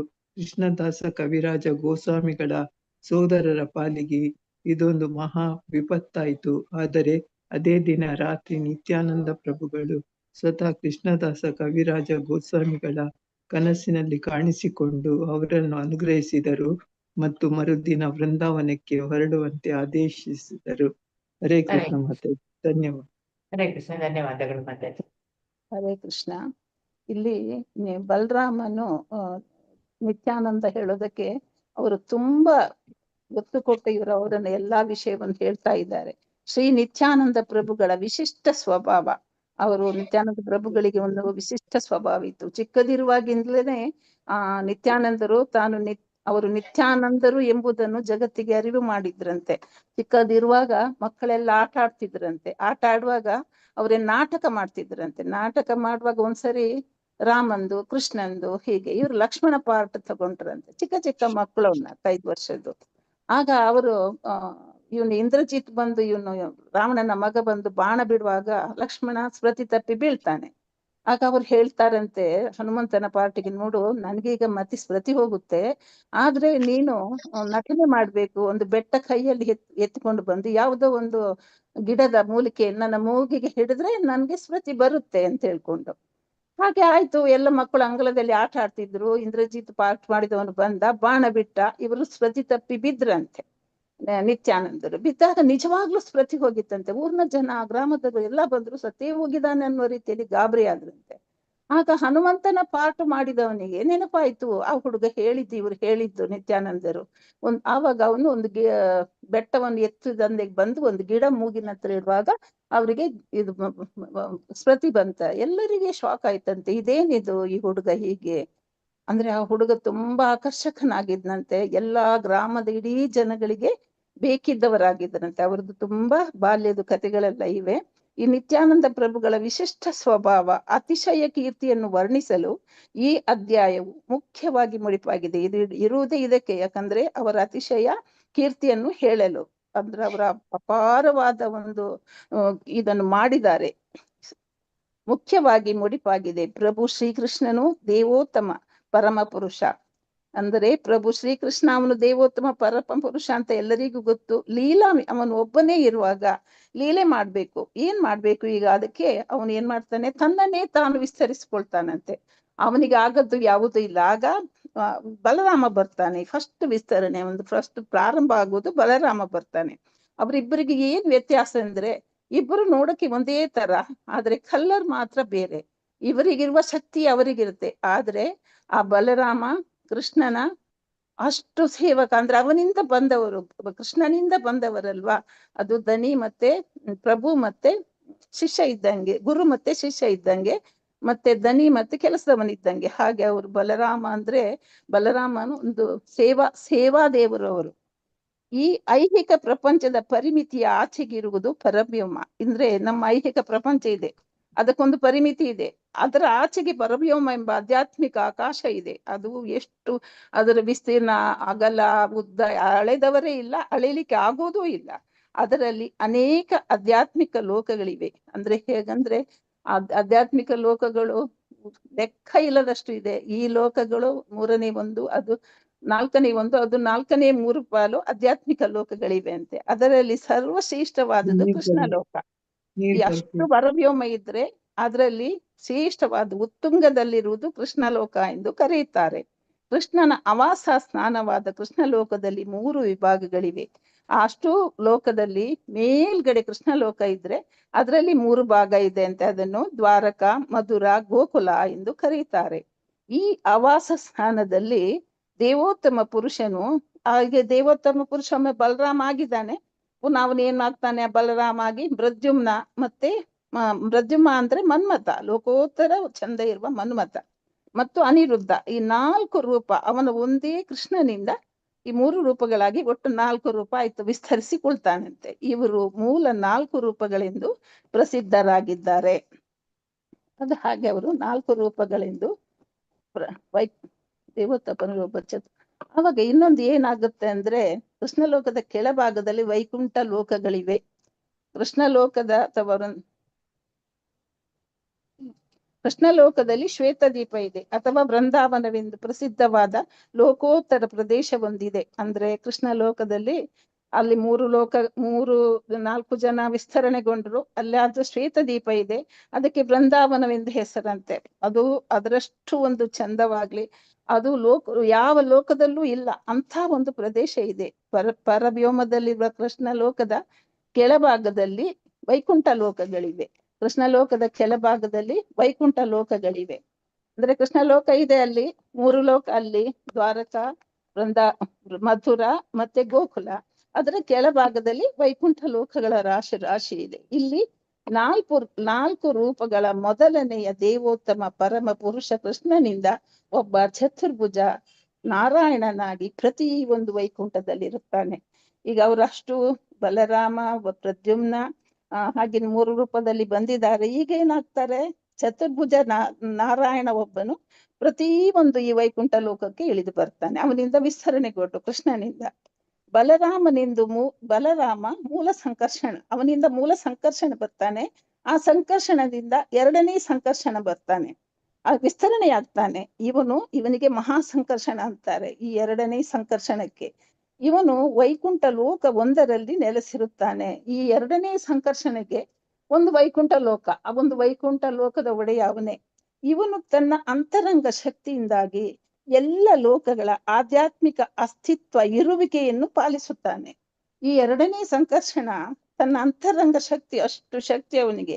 ಈ ಎಲ್ಲ ಲೋಕಗಳ ಆಧ್ಯಾತ್ಮಿಕ ಇರುವಿಕೆಯನ್ನು ಇವನೇ ಪಾಲಿಸುವುದು, ಈ 2ನೇ ಸಂಕರ್ಷಣ. ಅಲ್ಲಿರುವವರೆಲ್ಲ ಮುಕ್ತಾತ್ಮರು, ಅಲ್ಲಿರುವವರೆಲ್ಲರೂ ಮುಕ್ತಾತ್ಮರು. ಅವರನ್ನು ಪಾಲಿಸಲು ಅಂದ್ರೆ ಅಷ್ಟು ಸತ್ಯವಂತರು ಅವರು. ಮುಕ್ಕಾಲು ಪಾಲು ಏನಂದ್ರೆ ಇಲ್ಲಿ ಐಹಿಕ ಶಕ್ತಿಯ ಪ್ರಭಾವ ಇಲ್ಲಿ ವ್ಯಕ್ತವಾಗಿದ್ದರೂ ಅದರದ್ದು ಏನು ನಡೆಯುವುದಿಲ್ಲ, ಅದೇನು ಅನುಪಸ್ಥಿತಿಯಲ್ಲಿ ಇರುತ್ತದೆ. ಅದು ಇದ್ದು ಇಲ್ಲದಂಗೆ ಅಲ್ಲಿ ಇದೆ. ಅಂದ್ರೆ 4 ರೂಪಗಳ 2ನೇಯ ರೂಪ ಬಲರಾಮನ ಅಸ್ತಿತ್ವ ಅಲ್ಲಿ ಇದೆ. ಅಂದ್ರೆ ಆ ಲೋಕಗಳನ್ನೆಲ್ಲ ನೋಡೋನು 2ನೇ ಅಸ್ತಿತ್ವದ ಬಲರಾಮನ ಒಂದು ಕಾರ್ಯಕ್ರಮ ಅಲ್ಲಿ ಇದೆ, ಆ ಲೋಕದಲ್ಲಿ ಇದೆ. ಅವನೇ ಅದನ್ನು ಪಾಲಿಸ್ತಾನೆ. ವೈಕುಂಠ ಲೋಕಗಳ ಆಚೆಗೆ ಕೃಷ್ಣನ ನಿರಾಕಾರ ವ್ಯಕ್ತ ರೂಪ ಇದೆ. ಇದನ್ನು ಬ್ರಹ್ಮಲೋಕ ಎನ್ನುತ್ತಾರೆ. ಇದು ಈ ವೈಕುಂಠ ಲೋಕಗಳ ಆಚೆಗೆ ಹೋದ್ರೆ, ಇಷ್ಟೊಂದು ವೈಕುಂಠ ಲೋಕ ಅದನ್ನು ಕಳೆದ ಮೇಲೆ ಆಚೆ ಹೋದ್ರೆ ನಿರಾಕಾರ ವ್ಯಕ್ತ ರೂಪ ಇದೆ, ಇದನ್ನು ಬ್ರಹ್ಮಲೋಕ ಎನ್ನುತ್ತಾರೆ. ಅದರ ಇನ್ನೊಂದು ಬದಿಯಲ್ಲಿ ಪಾರ್ಶ್ವದಲ್ಲಿ ಆಧ್ಯಾತ್ಮಿಕ ಕಾರಣ ಸಮುದ್ರ ಇದೆ. ಇದಕ್ಕೆ ಸ್ವಲ್ಪ ದೂರದಲ್ಲಿ ಐಹಿಕ ಶಕ್ತಿ ಮಹತ್ತತ್ವ ಇದೆ, ಇದಕ್ಕೆ ಪ್ರಧಾನ ಎನ್ನುತ್ತಾರೆ. ಕಪ್ಪು ಚುಕ್ಕೆ ಇದೆ, ಇದು ಜಡ, ಇದಕ್ಕೇನಾಗೋದಿಲ್ಲ. ಇದರ ಶಕ್ತಿಯನ್ನು ಮಾಯೆ ಎನ್ನುತ್ತಾರೆ. ಏನೂ ಮಾಡಲು ಇದು ಸ್ವತಂತ್ರವೂ ಅಲ್ಲ, ಶಕ್ಯವೂ ಅಲ್ಲ. ಈ ಕಾರಣ ಸಮುದ್ರದಲ್ಲಿ ಮಹಾವಿಷ್ಣು ಮಲಗಿರ್ತಾನೆ. ಈ ಮಹಾವಿಷ್ಣು ಯಾರಂದ್ರೆ ಎರಡನೇ ಸಂಕರ್ಷಣದಿಂದ ಇವನು ಮಹಾ ಸಂಕರ್ಷಣದಿಂದ ವಿಸ್ತರಣೆಗೊಂಡವನು. ಈ ಮಹಾವಿಷ್ಣು ಎರಡನೇ ಸಂಕರ್ಷಣದಿಂದ ವಿಸ್ತಾರಗೊಂಡವನು. ಐಹಿಕ ಶಕ್ತಿಯ ಮೇಲೆ ತನ್ನ ಕಣ್ಣೋಟ ಬೀರುತ್ತಾನೆ. ಈ ಐಹಿಕ ಶಕ್ತಿಯಲ್ಲಿ ಜಡವಾಗಿ ಇದೆ ಅಲ್ಲ, ಅದರ ಮೇಲೆ ಕಣ್ಣೋಟ ಬೀರ್ತಾನೆ. ಆಗ ಅಲ್ಲಿ ಸೃಷ್ಟಿ ಕಾರ್ಯವಾಗುತ್ತದೆ. ಅಂದ್ರೆ ಪಂಚಮಹಾಭೂತಗಳು, ಆಕಾಶ, ವಾಯು, ಅಗ್ನಿ, ನೀರು, ಪಂಚತನ್ಮಾತ್ರಗಳು, ಶಬ್ದ, ಸ್ಪರ್ಶ ಎಲ್ಲ ಆಗಿ ಅಲ್ಲಿ ಬಿಡಿಯಾಗಿ ಅಲ್ಲಿ ಏನಾಗುತ್ತೆ, ಸೃಷ್ಟಿ ಕಾರ್ಯ ಆಗುತ್ತದೆ. ಬರೇ ಇವನ ಕಣ್ಣೋಟದಿಂದ ಶಕ್ತಿಯ ಮೇಲೆ ಕಣ್ಣೋಟ ಬೀರುತ್ತಾನೆ. ಆಗ ಅಲ್ಲಿ ಸೃಷ್ಟಿ ಕಾರ್ಯ ಆರಂಭವಾಗುತ್ತದೆ. ಇದು ಮಹಾವಿಷ್ಣುವಿನ ಕೃಪಾ ಕಟಾಕ್ಷದಿಂದ ಸಾಧ್ಯವಾಗುತ್ತದೆ. ಅಂದ್ರೆ ಅದು ಶ್ರೀಗೆ ಹೋಲಿಸ್ತಾರೆ. ಅಲ್ಲಿ ಅವನ ಕೃಪಾ ಕಟಾಕ್ಷದಿಂದ ಈ 84 ಲಕ್ಷ ಜೀವ ಜಂತುಗಳು ಎಲ್ಲ ಅಲ್ಲಿಂದ ಪಳಪಳ ಅಂತ ಎಲ್ಲ ಉದ್ಭವ ಆಗುತ್ತದೆ ಅಂತ. ಈಗ ಅದಕ್ಕೆ ಪುನಃ ಅದರ ಸೃಷ್ಟಿಗೆಲ್ಲ ಮಸ್ತು ಇನ್ನೂ ಇದೆ. ಈಗ ಪುನಃ ಮಹಾವಿಷ್ಣುವು ಬಂದಿರ್ತಾನಲ್ಲ, ಮಹಾವಿಷ್ಣು ಗರ್ಭೋದಕಶಾಹಿ ವಿಷ್ಣುವಾಗಿ ಪ್ರತಿ ಒಂದು ಬ್ರಹ್ಮಾಂಡವನ್ನು ಪ್ರವೇಶಿಸುತ್ತಾನೆ. ಈಗೆಲ್ಲ ಮಹಾವಿಷ್ಣುವಿನ ಶಾಸನದಲ್ಲಿ ಲೆಕ್ಕವಿಲ್ಲದಷ್ಟು ಬ್ರಹ್ಮಾಂಡ ಸೃಷ್ಟಿಯಾಗುತ್ತದೆ. ಆಗ ಗರ್ಭೋದಕಶಾಹಿ ವಿಷ್ಣು ಆ ಎಲ್ಲ ಬ್ರಹ್ಮಾಂಡದೊಳಗವನು ಹೋಗ್ತಾನೆ. ಆಮೇಲೆ ಗರ್ಭೋದಕಶಾಹಿ ವಿಷ್ಣುವಿನಿಂದ ಕ್ಷೀರೋದಕಶಾಹಿ ವಿಷ್ಣು ವಿಸ್ತರಣೆಗೊಳ್ಳುತ್ತಾನೆ. ಗರ್ಭೋದಕಶಾಹಿಯಿಂದ ಕ್ಷೀರೋದಕಶಾಹಿ ಬರ್ತಾನೆ ಮತ್ತು ಪ್ರತಿ ಒಂದು ಜೀವಿಯಲ್ಲಿ ಪರಮಾತ್ಮನಾಗಿ ನೆಲೆಸುತ್ತಾನೆ. ಅವನು ಕ್ಷೀರೋದಕಶಾಹಿ ಏನೆಲ್ಲ ಸೃಷ್ಟಿ ಆಯ್ತೋ ಅದೆಲ್ಲದ್ರಲ್ಲಿ ಅವನು ಹೋಗಿ ನೆಲೆಸ್ತಾನೆ. ಪ್ರತಿ ಒಂದು ಬ್ರಹ್ಮಾಂಡದಲ್ಲಿರುವ ಗರ್ಭೋದಕಶಾಹಿ ವಿಷ್ಣುವು ತನ್ನದೇ ಆದ ಒಂದೊಂದು ಲೋಕಕ್ಕೆ ಒಂದೊಂದು ವೈಕುಂಠ, ಅಂದ್ರೆ ಪ್ರತಿ ಒಂದು ಬ್ರಹ್ಮಾಂಡದಲ್ಲಿ ಒಂದೊಂದು ವೈಕುಂಠ ಲೋಕ ಇದೆ. ಅಲ್ಲಿ ಅವನು ಆ ಲೋಕದ ಪರಮಾತ್ಮ ಪರಮ ನಿಯಂತ್ರನಾಗಿರುತ್ತಾನೆ. ಗರ್ಭೋದಕಶಾಹಿಯೇ ಒಂದೊಂದು ಲೋಕಕ್ಕೂ ಒಂದೊಂದು ವೈಕುಂಠ ಲೋಕ ಇದೆ. ಅಲ್ಲಿ ಅವನು ಪರಮಾತ್ಮನಾಗಿ ಆ ಲೋಕದ ನಿಯಂತ್ರಕನಾಗಿರ್ತಾನೆ. ಎಲ್ಲಾ ಲೋಕಕ್ಕೆ ಅವನು ಹೊಕ್ಕಿರ್ತಾನಲ್ಲ, ಅಲ್ಲಿ ಅವನೇ ನಿಯಂತ್ರಕನಾಗಿರೋದು. ಮತ್ತು ಅವನು ಗರ್ಭೋದಕಶಾಹಿ ವಿಶ್ವದ ಕಾಲು ಭಾಗ ಜೀವಿ, ಮುಕ್ಕಾಲು ಭಾಗ ಜಲ. ಈ ಬ್ರಹ್ಮಾಂಡದಲ್ಲಿ ಕಾಲು ಭಾಗ ಮಾತ್ರ ಜೀವಿಗಳಿರುವುದು, ಮುಕ್ಕಾಲು ಭಾಗ ಜಲ ಇದೆ. ಅದರಲ್ಲಿ ಶಯನ ಮಾಡಿಕೊಂಡಿರ್ತಾನೆ. ಇವನ ಹೊಕ್ಕಳಿನಿಂದಲೇ ಬ್ರಹ್ಮನ ಸೃಷ್ಟಿಯಾಗುತ್ತದೆ. ಅಂದ್ರೆ ಈ ವಿರಾಟ್ ರೂಪವು ಅಂದ್ರೆ ಈಗ ಇವನ ಹೊಕ್ಕಳಿನಿಂದ ಬ್ರಹ್ಮನ ಸೃಷ್ಟಿಯಾಗುತ್ತೆ. ಬ್ರಹ್ಮ ಇಲ್ಲಿ ಪ್ರಕೃತಿಯನ್ನು ಗರ್ಭೀಕೃತವಾಗಿದೆ. ಬ್ರಹ್ಮ ಅದಕ್ಕೆ ಸರ್ಗ ವಿಸರ್ಗ ಮಾಡಿ ಎಲ್ಲ ಜೀವ ಕೊಡ್ತಾನೆ. ಈ ವಿರಾಟ್ ರೂಪ ಅಂತ ಹೇಳ್ತೀವಲ್ಲ, ಅದು ಗರ್ಭೋದಕಶಾಹಿ ವಿಷ್ಣುವಿನ ಒಂದು ಭಾಗದ ವ್ಯಕ್ತ ರೂಪ ಅಷ್ಟೇ. ಅದು ಈ ಗರ್ಭೋದಕಶಾಹಿ ವಿಷ್ಣುವಿನ ಒಂದು ಸ್ವಲ್ಪ ಒಂದು ಭಾಗದ ಒಂದು ರೂಪ ಅವನು ವಿರಾಟ್ ರೂಪವಾಗಿ ವ್ಯಕ್ತವಾಗುತ್ತೆ. ಪ್ರತಿ ಒಂದು ವಿಶ್ವದಲ್ಲಿ ಇರುವ ವೈಕುಂಠ ಲೋಕದಲ್ಲಿ ಒಂದು ಕ್ಷೀರ ಸಮುದ್ರ ಇದೆ. ಅಂದ್ರೆ ಈ ಪ್ರತಿ ಒಂದು ವಿಶ್ವದಲ್ಲಿ ವೈಕುಂಠ ಲೋಕ ಇದೆ, ಸರಿ. ಅಲ್ಲಿ ಪರಮಾತ್ಮನಾಗಿ ಗರ್ಭೋದಕಶಾಹಿ ವಿಷ್ಣು ಇದ್ದಾನೆ. ಮತ್ತೆ ಕ್ಷೀರ ಸಮುದ್ರ ಕೂಡ ಇದೆ ಮತ್ತೊಂದು ಕಡೆ. ಅದರಲ್ಲಿ ಶ್ವೇತ ದೀಪವೆಂಬ ನಡುಗಡ್ಡೆ ಇದೆ. ಅಲ್ಲಿ ನಡುವಲ್ಲಿ ದ್ವೀಪ, ಮಣ್ಣಿಂದು ದೀಪ, ಸುತ್ತ ಅದರಲ್ಲಿ ಕ್ಷೀರ, ಹಾಗೆ ನಡುಗಡ್ಡೆ ಇದೆ. ಅದರಲ್ಲಿ ಪ್ರಭು ವಿಷ್ಣು ವಾಸ ಮಾಡುತ್ತಾನೆ. ಈ ಒಂದು ಶ್ವೇತ ದೀಪ ಕೃಷ್ಣನ ಆವಾಸ ಸ್ಥಾನದಲ್ಲಿ ಇದೆ. ಕೃಷ್ಣನ ಆವಾಸ ಸ್ಥಾನ, ಕೃಷ್ಣನ ಉತ್ತುಂಗ ಲೋಕದಲ್ಲಿ, ಕೃಷ್ಣನ ನಿವಾಸದಲ್ಲೂ ಒಂದು ಶ್ವೇತ ದೀಪ ಇದೆ. ಅದು ಇನ್ನೊಂದು ಇರುವುದು ಪ್ರತಿ ಬ್ರಹ್ಮಾಂಡದ ಕ್ಷೀರ ಸಮುದ್ರದಲ್ಲಿ. ಮತ್ತೊಂದು ಏನಂದ್ರೆ ಎಲ್ಲಾ ಬ್ರಹ್ಮಾಂಡದ ಎಲ್ಲಾ ಬ್ರಹ್ಮಾಂಡದಲ್ಲೂ ಅಲ್ಲಿನೂ ಒಂದು ಕ್ಷೀರ ಸಮುದ್ರ ಇದೆ. ಅಲ್ಲಿ ಶ್ವೇತ ದೀಪವು ವೃಂದಾವನ ಧಾಮಕ್ಕೆ, ಅಂದ್ರೆ ಅಲ್ಲಿ ಕೃಷ್ಣನ ಆವಾಸ ಸ್ಥಾನದಲ್ಲಿ ಇರುವ ಶ್ವೇತ ದೀಪ ಅಂದ್ರೆ ಅದು ವೃಂದಾವನ ಧಾಮಕ್ಕೆ ಅನುರೂಪವಾಗಿದೆ. ಅಂದ್ರೆ ಭೂಮಿಯಲ್ಲಿರುವ ವೃಂದಾವನ ಇದಕ್ಕೂ ಅಲ್ಲಿ ಕೃಷ್ಣ ಲೋಕದಲ್ಲಿ ಇರುವುದಕ್ಕೂ ಅದು ಒಂದೇ ತರ ಇದೆ, ಅನುರೂಪವಾಗಿದೆ ಅಂತ ಹೇಳ್ತಾರೆ. ಪ್ರೇಮ ಪೂರ್ವಕ ಲೀಲೆ ಮಾಡಲು ಅವನು ಅವತರಿಸುತ್ತಾನೆ. ಅಂದ್ರೆ ಅಷ್ಟು ಅವನಿಗೆ ಆ ಶ್ವೇತ ದೀಪದ ಆ ವೃಂದಾವನದಲ್ಲಿ ಅವನಿಗೆ ಅಷ್ಟು ಪ್ರೀತಿ. ಅಲ್ಲಿ ಅವನು ಇನ್ನು ಇನ್ನು ಏನ್ ಮಾಡ್ತಾರೆ, ಅವತರಿಸಿ ಪ್ರತಿ ಒಂದು ವಿಶ್ವದಲ್ಲಿರುವ ಈ ಶ್ವೇತ ದೀಪದಲ್ಲಿ ಶೇಷ ರೂಪದ ದೇವೋತ್ತಮನಿದ್ದಾನೆ. ಇಲ್ಲಿ ಈಗ ಕ್ಷೀರೋದಕ ಶೈಲದಲ್ಲಿ ಅಲ್ಲಿ ಶೇಷ ರೂಪದಲ್ಲಿ ದೇವೋತ್ತಮನಿದ್ದಾನಂತೆ. ಅವನು ವಿಷ್ಣುವಿನ ಛತ್ರ, ಅವನೇನು ವಿಷ್ಣುವಿನ ಸೇವಕ, ಸೇವ್ಯಾ ದೇವರವನು. ಅವ್ರು ಏನ್ ಮಾಡ್ತಾನೆ, ವಿಷ್ಣುವಿನ ಪಾದಕ್ಕೆ ಹಾಕ್ತಾನೆ, ಹಾಸಿಗೆ ಹಾಕ್ತಾನೆ, ತಲೆದಿಂಬ ಹಾಕ್ತಾನೆ, ಆಭರಣಗಳು, ಅವನ ನಿವಾಸ, ಮನೆ, ಯಜ್ಞೋಪವಿತ ಏನ್ ಬೇಕೋ ಅದೆಲ್ಲ ಅವನು ಹಾಕ್ತಾನೆ. ಮುಂತಾದ ರೂಪ ತಾಳಿ ವಿಷ್ಣುವಿನ ಸೇವೆ ಮಾಡುತ್ತಾನೆ. ಅವನು ನಿಜವಾದ ಸೇವ್ಯಾ ದೇವ, ಸೇವ್ಯ ದೇವ ಗುರು ಅವನು. ನಾವುನು ಜೀವಿನು ಕೃಷ್ಣೇರ ನಿತ್ಯದಾಸ್, ನಮಗೆಲ್ಲ ಒಡೆಯ ನಿಜವಾಗ್ಲೂ ನಿತ್ಯಾನಂದ ಅಂದ್ರೆ ಬಲರಾಮ. ಅವರ ದಯೆ ಇದ್ರೆ ಮಾತ್ರ ಮುಂದುವರಿಬಹುದು ಭಕ್ತಿಯಲ್ಲಾಗ್ಲಿ ಸೇವೆಯಲ್ಲಾಗ್ಲಿ. ಕೃಷ್ಣನಿಂದ ವಿಸ್ತರಣೆಗೊಂಡ ಬಲದೇವನಿ ನಿತ್ಯಾನಂದ ಪ್ರಭು. ಇವರೇ ಮೂಲ ಸಂಕರ್ಷಣ, ಎರಡನೇ ಮಹಾ ಸಂಕರ್ಷಣ ಇವರು. ಒಮ್ಮೆ ಲೇಖಕರಾದ ಕವಿ ಕೃಷ್ಣದಾಸ ಕವಿರಾಜ ಗೋಸ್ವಾಮಿಗಳು ಎಲ್ಲ ಸೋದರರೆಲ್ಲ ಸೇರಿ ವೃಂದಾವನಕ್ಕೆ ಯಾತ್ರೆ ಮಾಡ್ಲಿಕ್ಕೆ ಹೊರಟಂತೆ, ಎಲ್ರು ಅಣ್ಣ ತಮ್ಮಂದರೆಲ್ಲ. ಅಲ್ಲಿ ತಾವು ಹೋಗಿ ಸರ್ವತೋಮುಖ ಯಶಸ್ಸು ಗಳಿಸಬೇಕೆಂದು ಬಯಸಿದರು. ಎಲ್ರು ಹೋಗಿ ನಮ್ದೇನು ಕಷ್ಟ ಕಾರ್ಪಣ್ಯ ಎಲ್ಲ ಹೋಗ್ಬೇಕು, ನಮ್ಮ ಎಲ್ಲವೂ ಒಂದು ಉತ್ತಮವಾಗ್ಬೇಕು ಅಂತ ಇವರು ಬಯಸಿದರು. ತಮ್ಮ ಮೂಲ ಜನ್ಮಸ್ಥಳ ಕತ್ವ ಜಿಲ್ಲೆಗೆ ಸಮೀಪವಿರುವ ಸಾಮಾಟಪುರದಲ್ಲಿರುವ ತಮ್ಮ ಮನೆಗೆ ಹೋದ್ರು. ಅವರು ತಮ್ಮ ಮನೆಗೆ ಹೋಗಿ ಇನ್ನು ಪುನಃ ಹೋಗ್ಬೇಕು. ಅವರು ಶ್ರೀ ಮೀನಕೇತನ ರಾಮದಾಸರನ್ನು ತಮ್ಮ ಮನೆಗೆ ಕರೆದರು. ಹೋಗುವಾಗ ಗುಂಪಾಗಿ ಹೋಗುದು. ಆಗ ಮೀನಕೇತನ ರಾಮದಾಸ ಎಂಬವರನ್ನು ತಮ್ಮ ಮನೆಗೆ ಬನ್ನಿ ಒಟ್ಟಿಗೆ ಹೋಗೋಣ ಅಂತ ಕರೆದ್ರು. ಅವರು ಪ್ರಭು ನಿತ್ಯಾನಂದರ ಪರಮ ಭಕ್ತರಾಗಿದ್ರು. ಅವರಿಗೆ ಆ ಕೇತನ ಅವರಿಗೆ ಈ ನಿತ್ಯಾನಂದರ ಪರಮ ಭಕ್ತ, ಅವರಿಗೆ ಅವರ ಎಲ್ಲ ವಿಷಯವೂ ತಿಳಿದಿತ್ತು. ಆದರೆ ಅಲ್ಲಿ ಒಬ್ಬರು ಪುರೋಹಿತರಿದ್ರು, ಅವರ ಹೆಸರು ಗುಣಾರ್ಣವ. ಅವರು ಯಥೋಚಿತವಾಗಿ ಅವರನ್ನು ಸ್ವಾಗತಿಸಲಿಲ್ಲ. ಅಂದ್ರೆ ಅವರಿಗೆ ಕೊಡಬೇಕ ಮರ್ಯಾದೆ ಕೊಡ್ಲಿಲ್ಲ. ಅವರಿಗೆ ಇವರ ಮಹಿಮೆ ಗೊತ್ತಿಲ್ಲ, ಇವರು ಎಂತ ಭಕ್ತರೆಂತ ಅವರಿಗೆ ಆ ಪುರೋಹಿತರಿಗೆ ಗೊತ್ತಿಲ್ಲ. ಆ ಇವರೇನ್ ಮಾಡಿದ್ರು, ಕವಿರಾಜ ಗೋಸ್ವಾಮಿಗಳ ಸೋದರರು ಆ ಪುರೋಹಿತರಂತೆ ವರ್ತಿಸಿದ್ದಾರೆ. ಆ ಪುರೋಹಿತರು ಅವ್ರಿಗೆ ಏನು ಮರ್ಯಾದೆ ಕೊಡ್ಲಿಲ್ಲ. ಹಾಗೇನೆ ಬಾಕಿ ಇವರ ಸೋದರರು ಮಾಡಿದ್ರು, ಒಂಥರ ಕೀಳ್ಕೊಂಡ್ರೋ ಏನೋ. ಹಾಗೆ ಇದರಿಂದ ನಿತ್ಯಾನಂದರ ಅತಿಶಯ ಕೀರ್ತಿಯನ್ನು ಬಲ್ಲ ರಾಮದಾಸರಿಗೆ ವ್ಯಥೆಯಾಯಿತು. ಅವರಿಗೆ ತುಂಬಾ ಬೇಜಾರಾಯ್ತು. ಅಂದ್ರೆ ಅವ್ರಿಗೆಲ್ಲ ಇವರು ನಿತ್ಯಾನಂದರ ಮಹಿಮೆ, ಅವನ ಗುಣ ಕೀರ್ತಿ, ಅವರು ಎಂಥ ಮಹಿಮಾವಂತರು, ಅವನ ಒಂದು ಕರುಣೆ ಇಲ್ಲದ್ರೆ ಏನೂ ಆಗ್ಲಿಕ್ಕೆ ಸಾಧ್ಯ ಇಲ್ಲ ಅಂತ ಅವರಿಗೆ ಗೊತ್ತಿತ್ತು. ಅವರಿಗೆ ಇವರ ಒಂದು ವರ್ತನೆಯಿಂದ ಬೇಸರ ಆಯ್ತು. ಅವರು ತಮ್ಮಲ್ಲಿದ್ದ ಕೊಳಲನ್ನು ಮುರಿದು ಹಾಕಿ ಅಲ್ಲಿಂದ ಹೊರಟು ಹೋದ್ರು. ಅವರ ಹತ್ರ ಒಂದು ಕೊಳಲಿತ್ತು, ಅಷ್ಟೇ ಭಕ್ತಿನಿತ್ತು. ಅವರಿಗೆ ಇವರ ವರ್ತನೆಯಿಂದ ಬೇಜಾರಾಗಿ ಆ ಕೊಳಲನ್ನು ಅಲ್ಲೇ ತುಂಡು ಮಾಡಿ ಬಿಟ್ಟು ಹೊರಟು ಹೋದರಂತ. ಈಗ ಏನಾಯ್ತು, ಈ ಕೃಷ್ಣದ ಕವಿದಾಸ ಗೋಸ್ವಾಮಿಗಳ ಸೋದರರಿಗೆ ಇದು ಮಹಾ ವಿಪತ್ತಾಯ್ತು. ಅವರಿಗೆ ಅಲ್ಲಿ ಏನೋ ಘಟನೆ ಎಲ್ಲ ನಡೆದಿರ್ಬೋದು, ತುಂಬಾ ವಿಪತ್ತಾಯ್ತು. ಆಗ ಅದೇ ಇವರಿಗೆ ತುಂಬಾ ಕವಿರಾಜ ಗೋಸ್ವಾಮಿಗಳಿಗೆ ಏನೋ ತುಂಬಾ ಬೇಜಾರಾಯ್ತು. ಅದೇ ದಿನ ರಾತ್ರಿ ನಿತ್ಯಾನಂದ ಪ್ರಭುಗಳು ಕವಿರಾಜ ಗೋಸ್ವಾಮಿಗಳ ಕನಸಿನಲ್ಲಿ ಬಂದ್ರು. ಅಂದ್ರೆ ಕವಿರಾಜ ಗೋಸ್ವಾಮಿಗಳು ಮಲಗಿದ್ದಾಗ ನಿತ್ಯಾನಂದ ಸ್ವಾಮಿಗಳು ಕನಸಿನಲ್ಲಿ ಬಂದ್ರಂತೆ. ಬಂದು ಹೇಳ್ತಾರೆ, ಅವರು ಅನುಗ್ರಹಿಸಿದರು, ಅವರಿಗೆ ಆಶೀರ್ವದಿಸಿದರು, ಮತ್ತು ನೀವು ವೃಂದಾವನೆಗೆ ಹೊರಡು ಅಂತ ಹೇಳಿದ್ರಂತೆ. ಅಂದ್ರೆ ಈ ನಿತ್ಯಾನಂದ ಪ್ರಭುಗಳು ಮಹಾ ಕರುಣಾಳು, ಎಂಥ ಕರುಣಾಳು ನೋಡಿ. ಅವ್ರು ತಪ್ಪಾದದ್ದು ಅವರಿಂದ ಅಲ್ವಾ, ಅದಕ್ಕೆ ನೀವೆಲ್ಲ ಹೋಗಿ ಪರವಾಗಿಲ್ಲ ಅಂತ ಅವರು ತುಂಬಾ ಒಂದು ಇವರಿಗೆ ಇದ್ ಮಾಡಿದ್ರಂತೆ.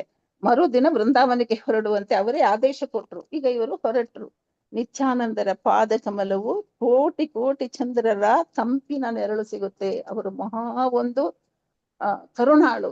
ಎಂಥ ತಪ್ಪು ಮಾಡಿದ್ರು, ತಂದೆ ತಾಯಿ ಮಕ್ಕಳನ್ನು ಕ್ಷಮಿಸುವಂತೆ ಕ್ಷಮಿಸುವವರು. ಅವರ ಪಾದ ಕಮಲ ಏನಂದ್ರೆ ಅದು ಅಷ್ಟು ತಂಪು ಅಂತ ಇಲ್ಲಿ ಹೇಳ್ತಾರೆ. ಹರೇ ಕೃಷ್ಣ ಮಾತಾಜಿ.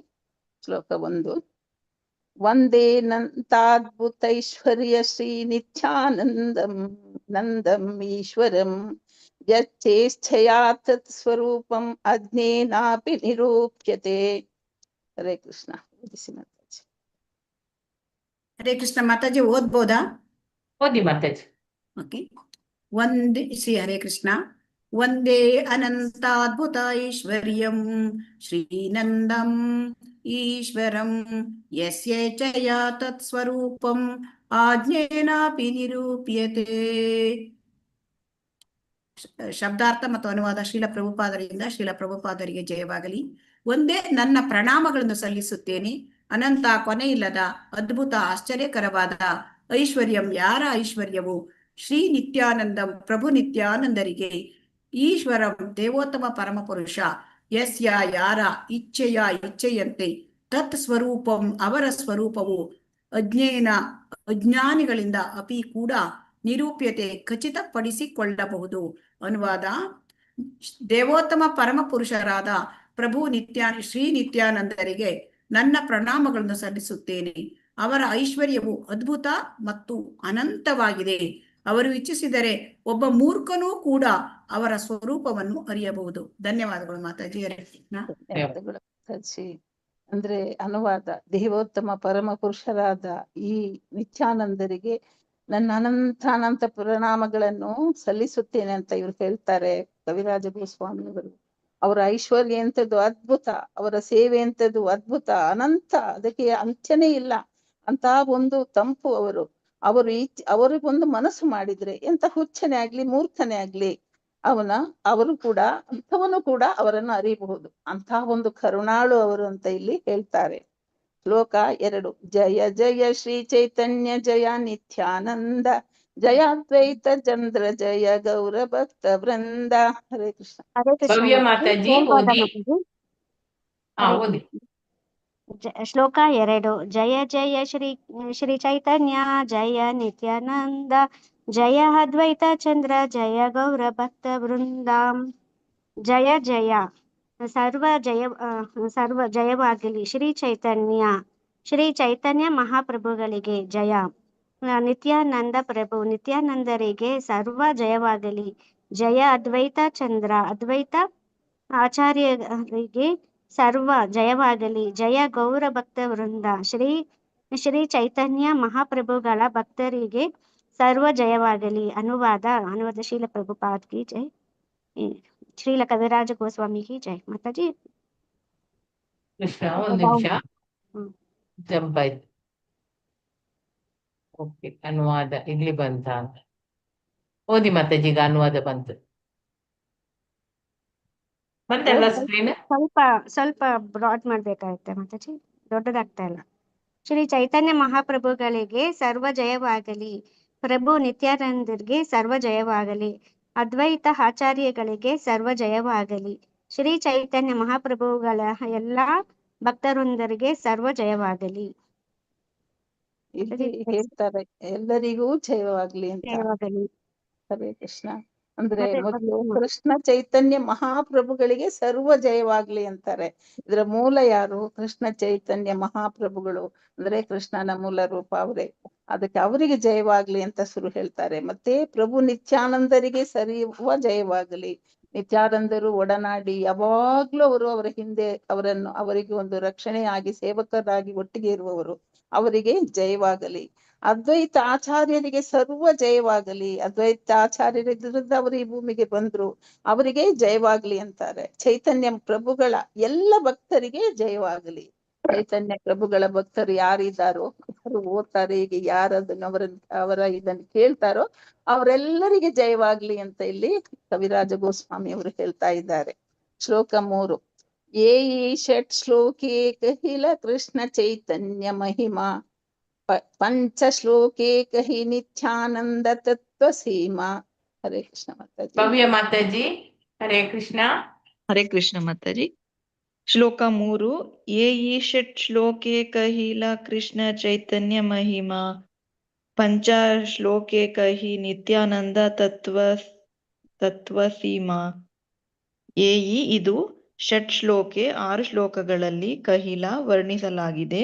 ಕೃಷ್ಣ ಚೈತನ್ಯ ಮಹಿಮಾ ಶ್ರೀ ಚೈತನ್ಯ ಮಹಾಪ್ರಭುಗಳ ಮಹಿಮೆಯನ್ನು ಪಂಚ ಶ್ಲೋಕೆ 5 ಶ್ಲೋಕಗಳಲ್ಲಿ ಕಹಿ ವಿವರಿಸುತ್ತೇನೆ.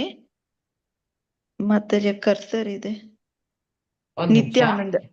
ನಿತ್ಯಾನಂದ ಪ್ರಭು ನಿತ್ಯಾನಂದ ತತ್ವ ಸತ್ಯದ ಸೀಮಾ ಮಿತಿಯು. ಅನುವಾದ ಶ್ರೀಲ ಪ್ರಭುಪಾದರಿಗೆ ಜಯವಾಗಲಿ. ಶ್ರೀ ಕೃಷ್ಣ ಚೈತನ್ಯರ ಮಹಿಮೆಯನ್ನು ನಾನು 6 ಶ್ಲೋಕಗಳಲ್ಲಿ ವರ್ಣಿಸಿದ್ದೇನೆ. ಈಗ ಇನ್ನು 5 ಶ್ಲೋಕಗಳಲ್ಲಿ ಪ್ರಭು ನಿತ್ಯಾನಂದರ ಮಹಿಮೆಯನ್ನು ವರ್ಣಿಸುತ್ತೇನೆ. ಧನ್ಯವಾದಗಳು. ಅನುವಾದ ಶ್ರೀಕೃಷ್ಣರ ಕವಿರಾಜ ಗೋಸ್ವಾಮಿ ಹೇಳ್ತಾರೆ, ಶ್ರೀ ಕೃಷ್ಣ ಚೈತನ್ಯರ ಮಹಿಮೆಯನ್ನು ನಾನೀಗ 6 ಶ್ಲೋಕದಲ್ಲಿ ವರ್ಣಿಸಿ ಆಗಿದೆ. ಇನ್ನು ಈಗ ಈ 5 ಶ್ಲೋಕ ಹೇಳ್ತಾ ಇರ್ತೀನಿ. ಇದರಲ್ಲಿ ಪ್ರಭು ನಿತ್ಯಾನಂದರ ಮಹಿಮೆಯನ್ನು ವರ್ಣಿಸುತ್ತೇನೆ ಅಂತ ಹೇಳ್ತಾರೆ. ಈಶ್ವರ ಸಮಯ ಅವರು ಪ್ರಭು ಚೈತನ್ಯರದ್ದು ಹೇಳಿದ್ರು. ಇನ್ನು 5 ಶ್ಲೋಕದಲ್ಲಿ ನಿತ್ಯಾನಂದರ ಮಹಿಮೆಯನ್ನು ಹೇಳ್ತೀನಿ ಅಂತ ಹೇಳ್ತಾರೆ. ಶ್ಲೋಕ 4. ಸರ್ವ ಅವತಾರಿ ಕೃಷ್ಣ ಸ್ವಯಂ ಭಗವಾನ್ ತಾಚಾರ ದ್ವಿತೀಯ ದೇಹ ಶ್ರೀ ಬಲರಾಮ. ಏನ್ ಮಾತಾಜಿ? ಹರೇ ಕೃಷ್ಣ. ಹರೇ ಕೃಷ್ಣ. ಡಾಕ್ಟರ್ ಕೃಷ್ಣಮೂರ್ತಿ ಪ್ರಭುಜಿ ಮೇಲೆ ಮಾಡಿ ಮಾತಾಜಿ, ಶ್ಲೋಕ ಕಾಣಿಸುದಿಲ್ಲ. ಕಾಣ್ತಾ ಇಲ್ಲ. ಶ್ಲೋಕ 3, 4 ಕಾಣ್ತಾ ಇಲ್ಲ. ಶ್ಲೋಕ 3 ಇಲ್ಲ, 2 ಮಾತ್ರ ಇದೆ ಮಾತಾಜಿ. 2, 3 ಆಯ್ತಲ್ಲ ಪೇಜ್ ನಲ್ಲಿ ಇದೆ ನೋಡಿ. ಇಲ್ಲಿ 4 ಈಚೆ ಪೇಜ್ ಅಲ್ಲಿ ಇದೆ. ಕರ್ಸರ್ ತಂದಿಟ್ಟಿದ್ದೇನೆ. ಶ್ಲೋಕ 4 ಅಲ್ಲ, ಸೈಡ್ ಪೇಜ್ ನಲ್ಲಿ ಇದೆ ಮಾತಾಜಿ. ಹೌದು. ನೀವು ಸ್ಕ್ರೀನ್ ಲೆಫ್ಟ್ ಮಾಡ್ಕೊಳ್ಳಿ. ಲೆಫ್ಟ್ ಮಾಡ್ಕೊಳ್ಳಿ ಸ್ಕ್ರೀನ್ ನ. ಎರಡೆರಡು ಶ್ಲೋಕ 4. ಓಕೆ, ನೆಕ್ಸ್ಟ್ ಯಾರಿಗೆ ಕಾಣ್ತದೆ ಅವರು ಓದಿ. ಹರಿಣಿ ಮಾತಾಜಿ. ಹರೇ ಕೃಷ್ಣ. ಹರೇ ಕೃಷ್ಣ. ಶ್ಲೋಕ 4. ಸರ್ವಾವತಾರಿ ಕೃಷ್ಣ ಸ್ವಯಂ ಭಗವಾನ್ ತಾಂಹಾರ ದ್ವಿತೀಯ ದೇಹ ಶ್ರೀ ಬಲರಾಮ. ಸರ್ವ ಅವತಾರಿ, ಎಲ್ಲ ಅವತಾರಗಳ ಮೂಲವು ಕೃಷ್ಣ ಪ್ರಭು ಕೃಷ್ಣನು, ಸ್ವಯಂ ಸ್ವತಃ ಭಗವಾನ್ ದೇವೋತ್ತಮ ಪರಮಪುರುಷ.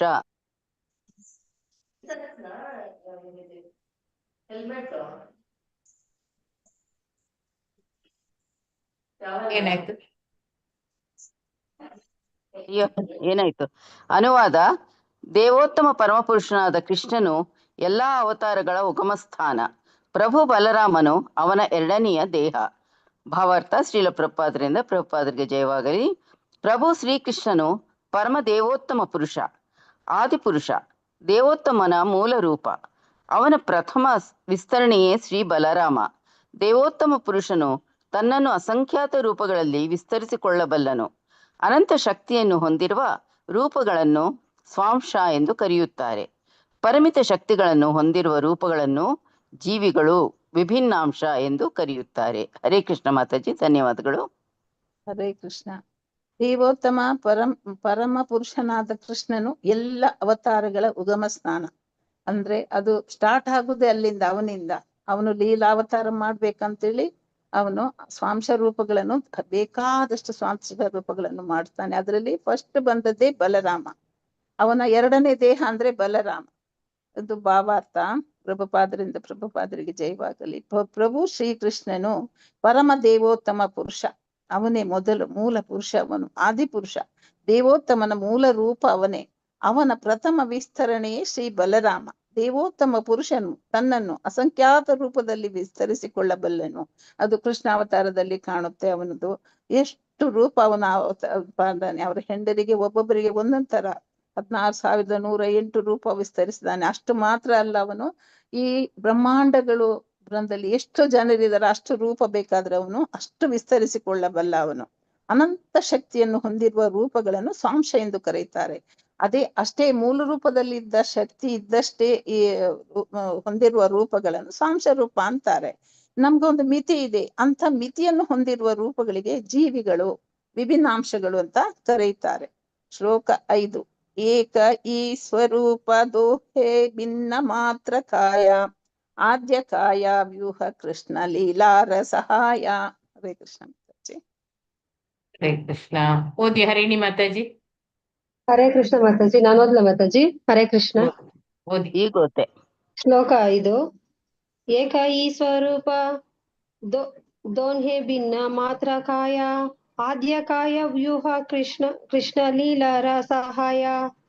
ಏಕ ಈ ಒಂದು, ಸ್ವರೂಪ ಗುರುತು, ತಾನ್ಹೆ ಅವರಿಬ್ಬರು, ಭಿನ್ನ ಮಾತ್ರ ಕಾಯ 2 ವಿವಿಧ ದೇಹಗಳು ಮಾತ್ರ, ಆದ್ಯ ಮೂಲ, ಕಾಯವ್ಯೂಹ 4 ವಿಸ್ತರಣೆಗಳು, ಕೃಷ್ಣ ಲೀಲಾರ ಪ್ರಭು ಕೃಷ್ಣನ ಲೀಲೆಗಳು, ಸಹಾಯ ನೆರವು.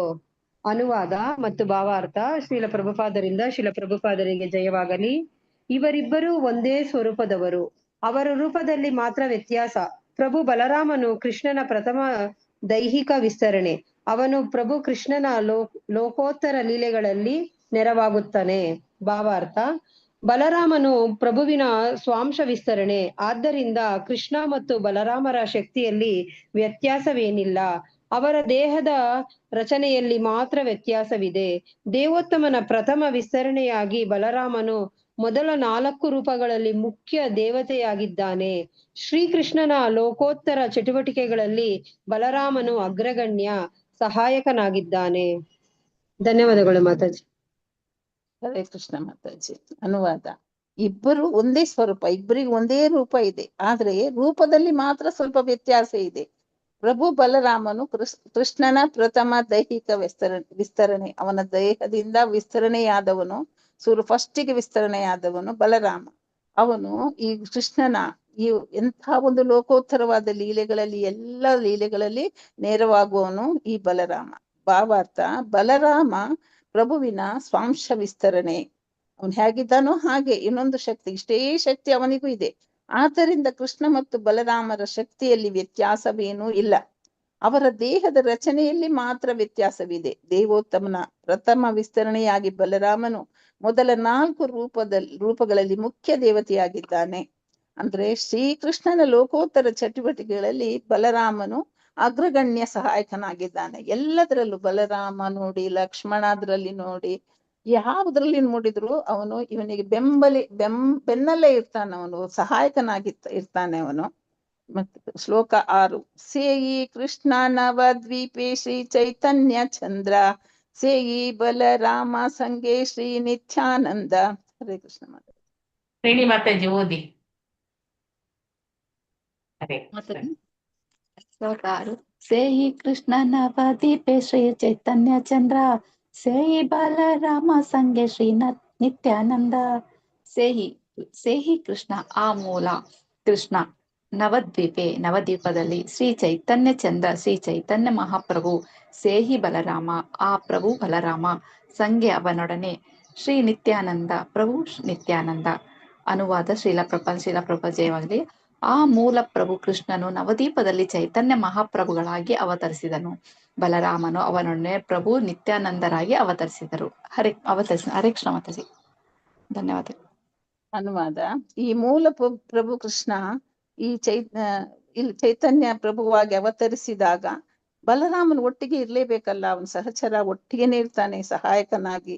ಅವರೊಡನೆ ಪ್ರಭು ನಿತ್ಯಾನಂದರಾಗಿ ಅವತರಿಸಿದರಂತ ಹೇಳ್ತಾರೆ. ಶ್ಲೋಕ 7: ಸಂಕರ್ಷಣ ಕಾರಣ ತೋಯಶಾಯಿ ಗರ್ಭೋದಶಾಯಿ ಚಾಪಯೋಬ್ಧಿಶಾಯಿ ಶೇಷಶ್ಚಾಯಸ್ಯಾಂ ಸಕಲಾಸಾನಿಧಾ ನಂದಾಖ್ಯ ರಾಮ ಶರಣಂ ಮಾಮಸ್ತು. ಹರೇ ಕೃಷ್ಣ ಮಾತಾಜಿ.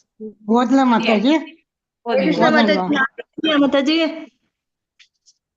ಓದಿ ಮಾತಾಜಿ. ಗಾಯತ್ರಿ ಮಾತಾಜಿ ಹೇಳಿ. ಹರೇ ಸಂಕರ್ಷಣ ಕಾರಣ ತೋಯಶಾಯಿ ಗರ್ಭೋದಕಶಾಯಿ ಚ ಪಾದೋಬ್ಧಿಶಾಯಿ ಶೇಷ ಚ ಯಶಾಂತ ಕಲಾಸ ನಿತ ನಂದಾಖ್ಯ ರಾಮ ಶರಣಂ ಮಮಾಸ್ತು. ಹರೇ ಕೃಷ್ಣ. ಸಂಕರ್ಷಣ ಪರವ್ಯೋಮದಲ್ಲಿರುವ ಮಹಾಸಂಕರ್ಷಣ, ಕಾರಣ ತೋಯಶಾಯಿ ಕಾರಣ ಸಮುದ್ರದಲ್ಲಿ ಪವಡಿಸಿರುವ ಕಾರಣೋದಕಶಾಯಿ ವಿಷ್ಣು, ಗರ್ಭ ಉದಶಾಯಿ ವಿಶ್ವದ ಗರ್ಭೋದಕ ಸಮುದ್ರದಲ್ಲಿ ಪವಡಿಸಿರುವ ಗರ್ಭೋದಕಶಾಯಿ ವಿಷ್ಣು, ಚ ಮತ್ತು ಪಯಃ ಅಬ್ಧಿಶಾಯಿ ಹಾಲಿನ ಸಮುದ್ರದಲ್ಲಿ ಪವಡಿಸಿರುವ ಕ್ಷೀರೋದಕಶಾಯಿ ವಿಷ್ಣು, ಶೇಷಃ ವಿಷ್ಣುವಿನ ಸುಪ್ಪತ್ತಿಗೆಯಾದ ಶೇಷನಾಗನು, ಚ ಮತ್ತು ಯಸ್ಯ ಯಾರ ಅಂಶ ಸ್ವಾಂಶ ಭಾಗಗಳು, ಕಲಾಹ ಮತ್ತು ಸ್ವಾಂಶ ಭಾಗಗಳ ಅಂಶಗಳು, ಸು ಅವನು, ನಿತ್ಯಾನಂದ ಅಖ್ಯ ಪ್ರಭು ನಿತ್ಯಾನಂದರೆಂದು ಪ್ರಸಿದ್ಧರಾದ, ರಾಮ ಪ್ರಭು ಬಲರಾಮ, ಶರಣಂ ಆಶ್ರಯ, ಮಮ ನನ್ನ, ಅಸ್ತು ಇರಲಿ. ಅನುವಾದ ಭಾವಾರ್ಥ ಬೈ ಶ್ರೀಲ ಪ್ರಭುಪಾದರಿಂದ ಶ್ರೀಲ ಪ್ರಭುಪಾದರಿಗೆ ಜಯವಾಗಲಿ. ಶ್ರೀ ನಿತ್ಯಾನಂದ ರಾಮರು ನನ್ನ ನಿರಂತರ ಸ್ಮರಣೆಯ ಗುರಿಯಾಗಿರಲಿ. ಕಾರಣ ಸಮುದ್ರ, ಗರ್ಭ ಸಮುದ್ರ ಮತ್ತು ಕ್ಷೀರ ಸಮುದ್ರಗಳಲ್ಲಿ ಇರುವ ಸಂಕರ್ಷಣ, ಶೇಷನಾಗ ಮತ್ತು ವಿಷ್ಣು ಇವರು ಅವರ ಸ್ವಾಂಶ ವಿಸ್ತರಣಗಳು ಮತ್ತು ಅವರ ಸಾಂಶ ವಿಸ್ತರಣೆಗಳ ಅಂಶಗಳು.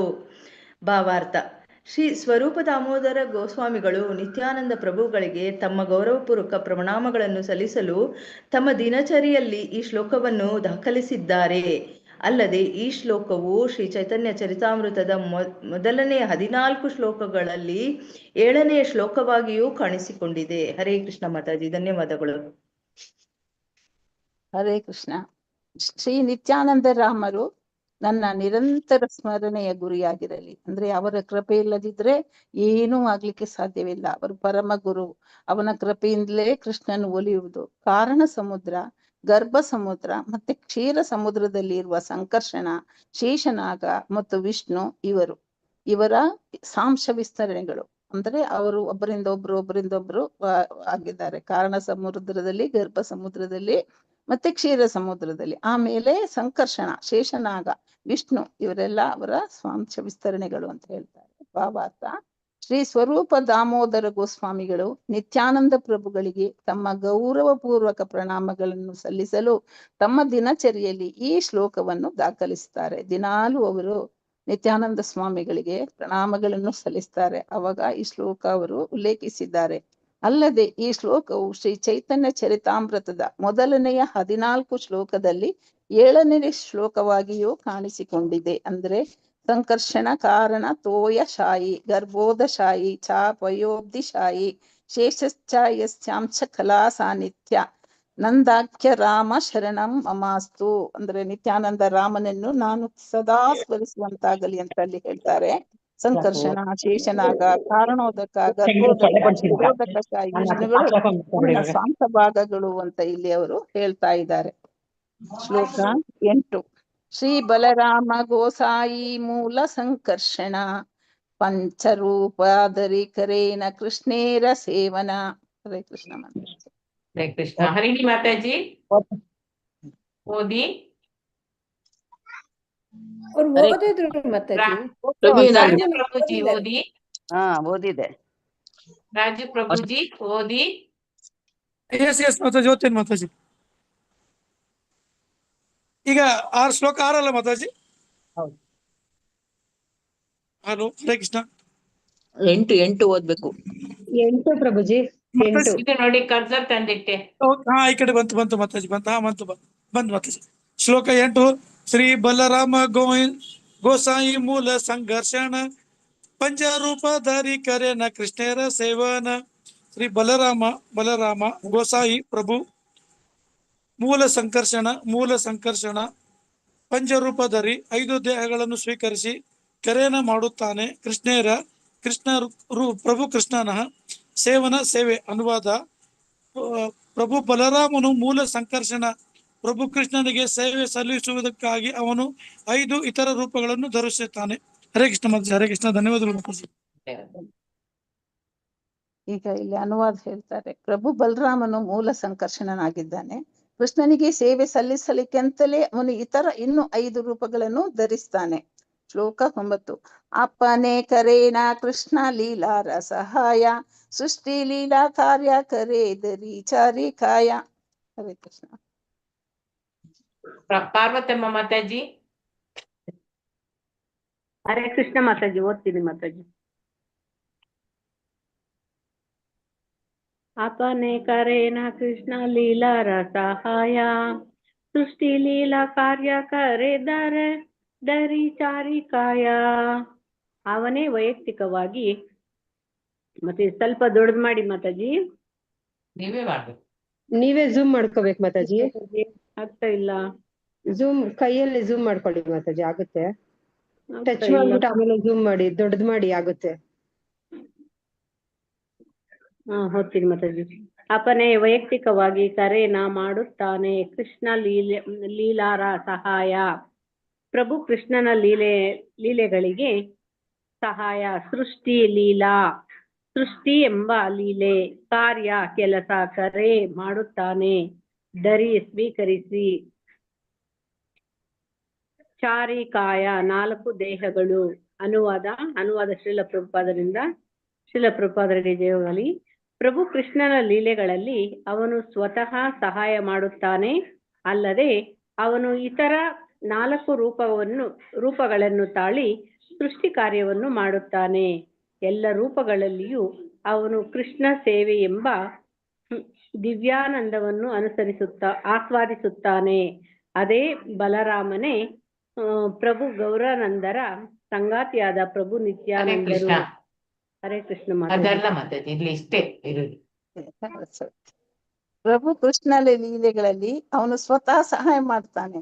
ಬಲರಾಮ ಅದೆಷ್ಟು ಸಹಾಯ ಮಾಡ್ತಾನೆ ನೋಡಿ, ಲಕ್ಷ್ಮಣ ಹೇಗೆ ಎಷ್ಟು ಸಹಾಯ ಮಾಡ್ತಾನೆ ಅದೆಲ್ಲ ನೋಡಿದ್ರೆ ಅವನು ನಿಜವಾಗ್ಲೂ ಒಂದು ರಕ್ಷಕನಂತೆ ಮತ್ತೆ ಕೆಲಸದವರಂತೆ ಅಲ್ಲಿ ಅವನು ಇರ್ತಾನೆ. ಅಲ್ಲದೆ ಅವನು ಇತರ ಅದಕ್ಕಲ್ಲದೆ ಇನ್ನು ಪುನಃ 4 ರೂಪ ತಾಳಿ ಸೃಷ್ಟಿ ಕಾರ್ಯವನ್ನು ಮಾಡ್ತಾ ಇರ್ತಾನೆ.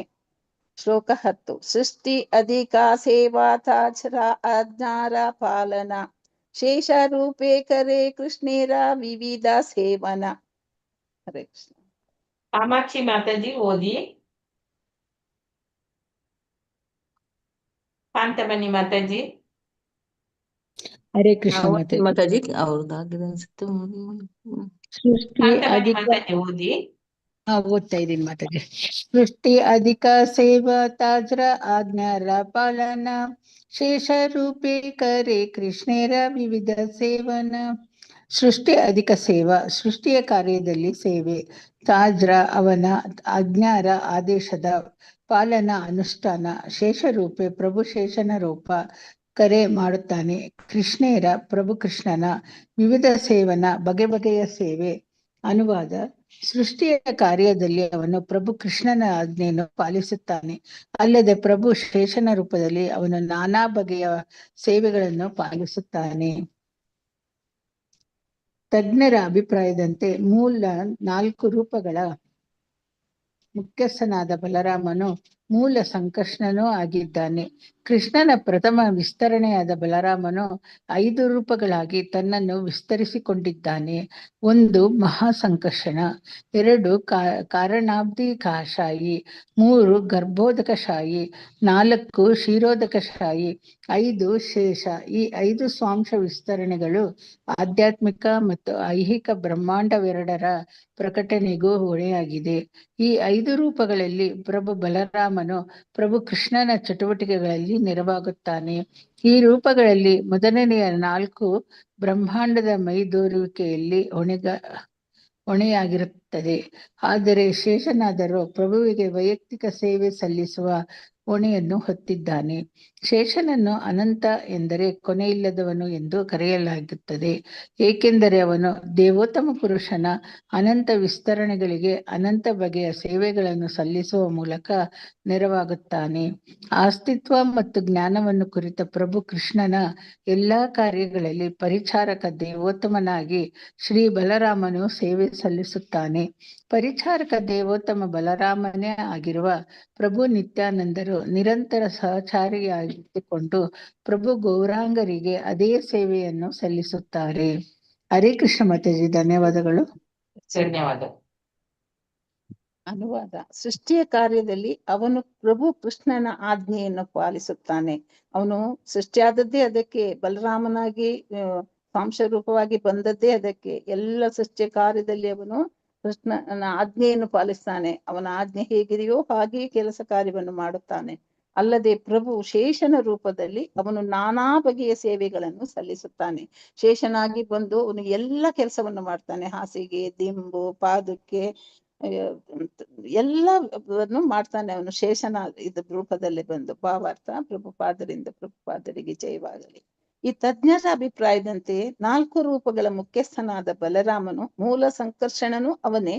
ಕೃಷ್ಣನ ಪ್ರಥಮ ವಿಸ್ತರಣೆಯಾದ ಬಲರಾಮನು ತನ್ನನ್ನು 5 ರೂಪಗಳಾಗಿ ವಿಸ್ತರಿಸಿಕೊಂಡಿದ್ದಾನೆ. 1 ಮಹಾಸಂಕರ್ಷಣ, 2 ಕಾರಣಾಬ್ಧಿ ಶಾಯಿ ವಿಷ್ಣು, ಗರ್ಭೋದಕಶಾಯಿ ವಿಷ್ಣು, ಕ್ಷೀರೋದಕಶಾಯಿ ವಿಷ್ಣು, ಶೇಷ. ಈ 5 ಸ್ವಾಂಶ ವಿಸ್ತರಣೆಗಳು ಆಧ್ಯಾತ್ಮಿಕ ಮತ್ತು ಐಹಿಕ ಬ್ರಹ್ಮಾಂಡವೆರಡರ ಪ್ರಕಟಣೆಗಳು ಹೊಣೆಯಾಗಿದೆ. ಎಲ್ಲ ಬ್ರಹ್ಮಾಂಡ ಬರುವುದು, ಪಾಲಿಸುವುದು ಎಲ್ಲ ಈ 5ರಲ್ಲೇ.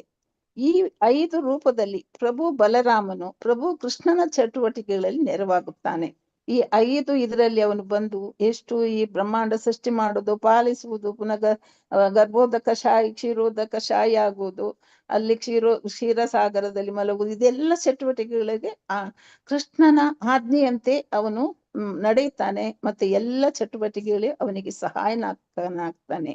ಈ ರೂಪದಲ್ಲಿ ಮೊದಲನೆಯ 4 ಬ್ರಹ್ಮಾಂಡದ ಮೈದೋರಿಕೆಯಲ್ಲಿ ಹೊಣೆಯಾಗಿರುತ್ತದೆ. ಮೊದಲ 4 ಈ ಬ್ರಹ್ಮಾಂಡ ಹೇಗೆ ಆಗುತ್ತೆ, ಈ ಬ್ರಹ್ಮಾಂಡಗಳು ಹೇಗೆ ಸೃಷ್ಟಿಯಾಗುತ್ತೆ, ಅದೆಲ್ಲ ಇದರಲ್ಲಿ 4ರಲ್ಲಿ ಮಾಡ್ತಾರೆ. ಆಮೇಲೆ ಶೇಷ ಏನ್ ಮಾಡ್ತಾನೆ, ಪ್ರಭುವಿಗೆ, ಆ ಪರಮ ಪ್ರಭುವಿಗೆ ಅವನ ದೇಹದ ಅವನ ವೈಯಕ್ತಿಕ ಸೇವೆ ಸಲ್ಲಿಸುವ ಹೊಣೆಯನ್ನು ಹೊತ್ತಿದ್ದಾನೆ. ಅವನು ಸೇವಕನಾಗಿ, ಪರಮ ಸೇವಕನಾಗಿ ಅವನ ಎಲ್ಲ ಸೇವೆಯನ್ನು ಮಾಡ್ತಾನೆ ಶೇಷನಾಗಿ.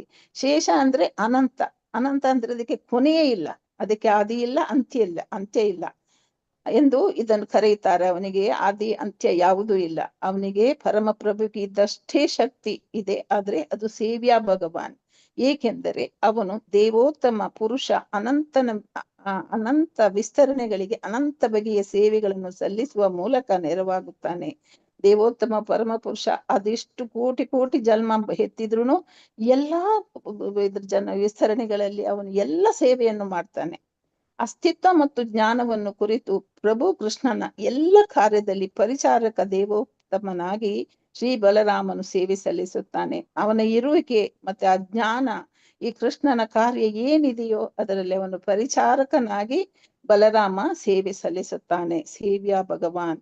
ಪರಿಚಾರಕ ದೇವೋತ್ತಮ ಬಲರಾಮನೇ ಆಗಿರುವ ಪ್ರಭು ನಿತ್ಯಾನಂದರು. ಅವರು ಯಾರು?